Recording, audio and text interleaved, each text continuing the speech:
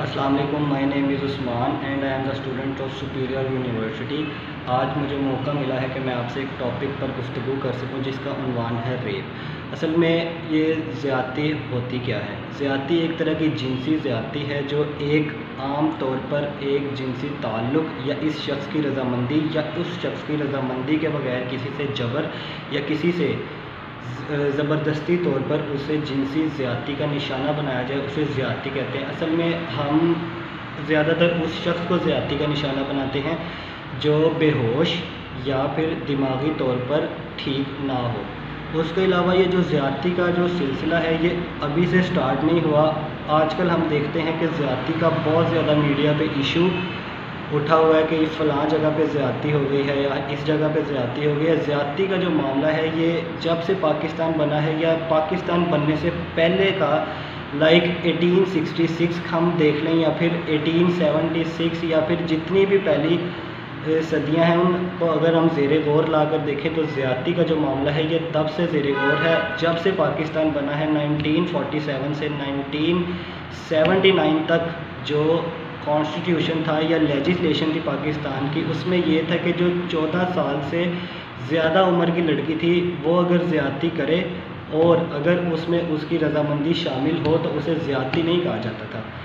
اس کے علاوہ پچھلے قانون میں یہ بھی تھا کہ اگر زیادتی کرے ایک شادی شدہ لڑکی اور اگر وہ 14 سال سے زیادہ کی ہے تو اس کو بھی زیادتی نہیں کہا جاتا تھا اگر اس میں اس کی رضامندی شامل ہے تو.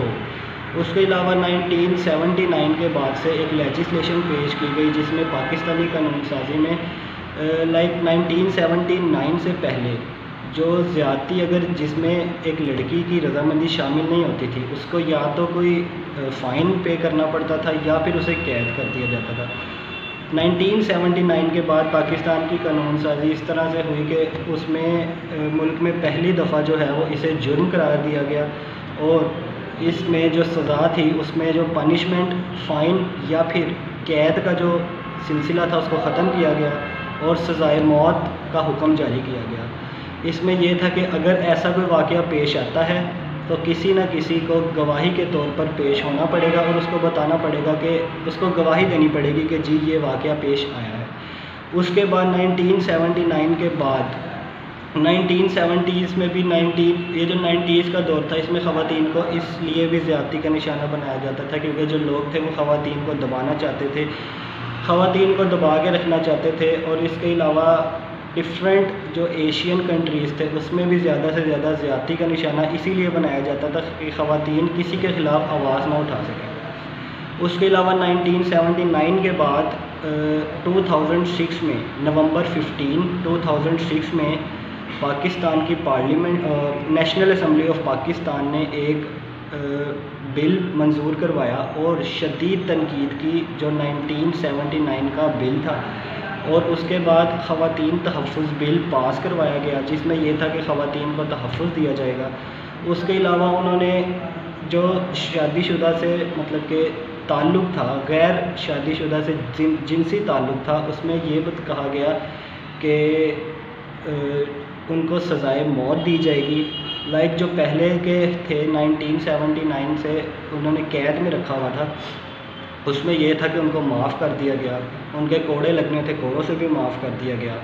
خواتین بل پاس کروایا گیا جس میں یہ تھا کہ وہی گواہ پیش ہوں گے اور جو ایک جج ہے وہ جج سنے گا، فیصلہ کرے گا اور میانہ روی سے فیصلہ کرے گا. اس کے بعد 7 اکتوبر 2016 میں پاکستان کی پارلیمنٹ میں ایک متفقہ طور پر زیادتی اور غیرت کے نام پر قتل کا ایک بل منظور کروایا گیا جس میں شامل تھا کہ اگر ہم نے زیادتی کو جانچ پڑتال کرنی ہے تو DNA ٹیسٹ لازمی قرار دیا گیا جس سے پتہ لگ سکے کہ کون اس واردات میں شامل ہے، ملزم ہے. اس کے علاوہ اس میں یہ تھا کہ کوئی بھی شخص پولیس والا یا پھر گورنمنٹ افسر کے کام میں خلل پیدا نہیں کر سکتا تھا. اگر وہ خلل پیدا کرے گا تو پھر اسے 1 سال قید کی سزا دی جائے گی. اس کے ایسے ہی پاکستانی پولیس پر یہ تھا کہ اگر وہ اپنی وردی کا غلط فائدہ اٹھاتے ہیں تو پھر انہیں بھی جرمانے اور قید کی سزا دی جائے گی. اس کے علاوہ جو بھی نابالغ یا پھر اب نارمل بندہ اگر کسی کے ساتھ زیادتی کرتا ہے تو اسے سزائے موت یا پھر سزائے قید دی جائے گی۔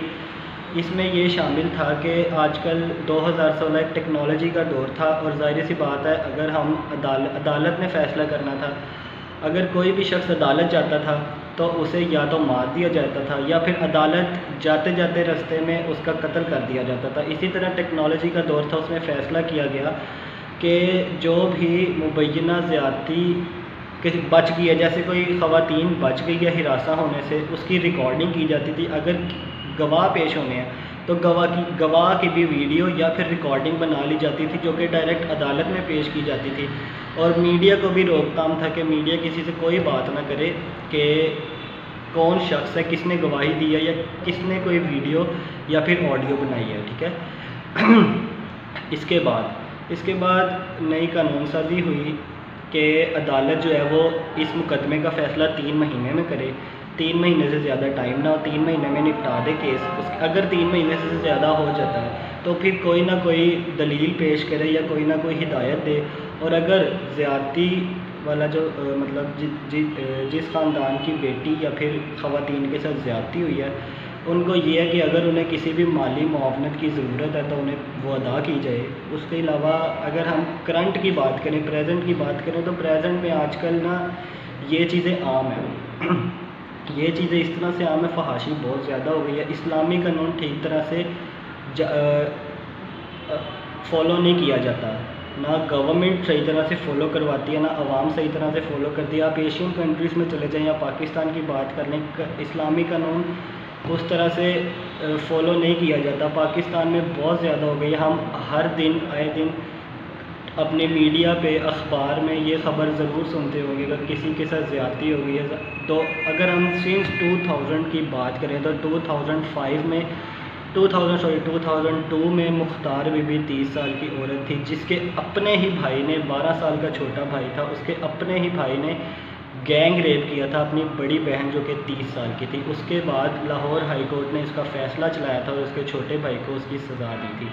اگر ہم 2005 کی بات کریں، 2005 میں بھی زیادتی ہوئی تھی۔ اس کے بعد اگر ہم یہ موٹر وے، سانحہ موٹر وے جو کہ ابھی کچھ ہی پچھلے دنوں پیش آیا، اس کا بھی ہمیں ابھی تک صحیح طرح سے پتہ نہیں لگ سکا۔ اصل میں پہلے یہ ہوتا تھا کہ زیادہ لوگ آواز نہیں اٹھاتے تھے، اب لوگوں میں شعور آ گیا، ایجوکیٹ ہو گئے لوگ اس وجہ سے آواز اٹھانا شروع ہو گئے ہیں۔